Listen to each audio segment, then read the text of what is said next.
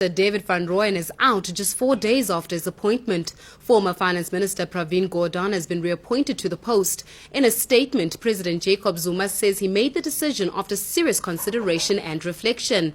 That's after receiving many requests to reconsider his decision to change finance ministers. Van Rooyen will replace Gordhan as Minister of Cooperative Governance. Zuma's about turn follows widespread condemnation of his decision to remove Mzwanele Manyi as Finance Minister. That announcement also caused the rand to free fall and led to major losses on the Johannesburg Stock Exchange.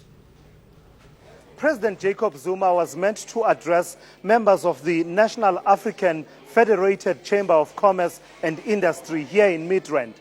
He cancelled at the last minute, but his announcement of the second change in Finance Minister in a week reverberated here. In the end, it fell on the Small Business Development Minister to inform NAFCOC members of the latest changes in cabinet and explain Zuma's absence. When the president made that decision, there were those then who felt that maybe the decision was having far more a negative impact than had been intended, and therefore the president listened to whoever came and made the presentations, and we are thankful to the fact that we also have a president that has got an ear, who would listen. Can we give President Zuma a round of applause for being flexible? I think it clearly means that we do not have a dictator for a president. This is what it means. President Zuma is not a dictator.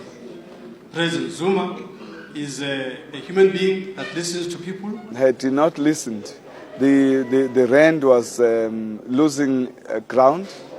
The international community was downgrading our country, and our rate of repayment for the loans that we have from the international community was going to be extremely difficult, and the deficit in the economy was going to be even wider. There was widespread condemnation, and the rand took a pounding after President Zuma removed Mzwanele Manyi as finance minister. And while his latest move is arguably an admission that he erred by appointing David Van Rooyen, others here still believe that the reaction was unwarranted and a sign of prejudice among market players. The first Minister of Finance, after the arrival of Freedom and Democracy, Chris Liebenberg, also had no previous government experience, let alone apprenticeship in the Treasury Division.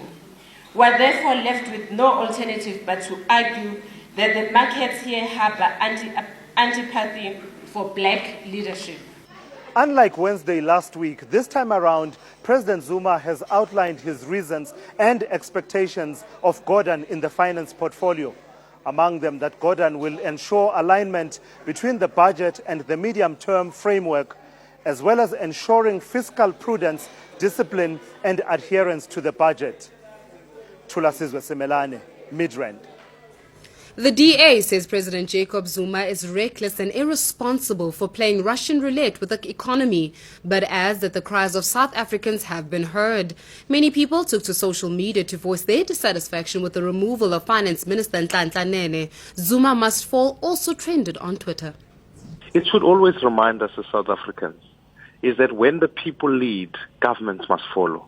Ultimately, President Zuma is elected by the people, and it can be the people who will remove him. We simply can't allow him to carry on at this level, and ultimately it is pressure coming from the people of this country, and we've certainly stood up and said this was a reckless and irresponsible decision. I most welcome the fact that he's heard the cries of the people.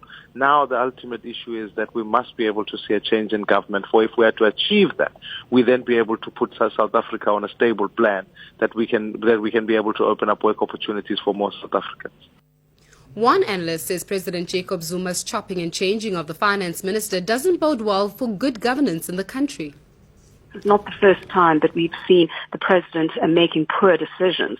But I think that all of us were surprised that President Zuma would dare to go to the heart of national treasury and dare to touch the economy in a way which was so very damaging.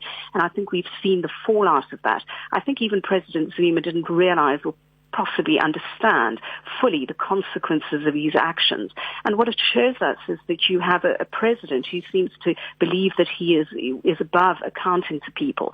And it's curious that the statement which is put out tonight says that the president has had a chance to reflect on his decision and says that in a democracy one needs to consult.